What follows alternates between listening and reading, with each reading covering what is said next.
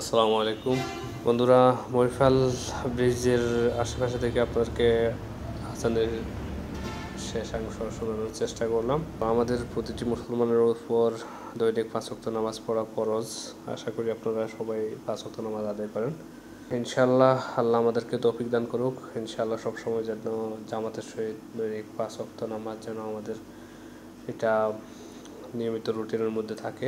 প্রিয় বন্ধুরা, এই ভিডিওটা দিয়ে শেষ করছি মহিফাল ওভার ব্রিজের আশেপাশে এলাকা। ইনশাল্লাহ নেক্সট পরবর্তীতে অন্য ভিডিও নিয়ে হাজির হতে যাচ্ছে।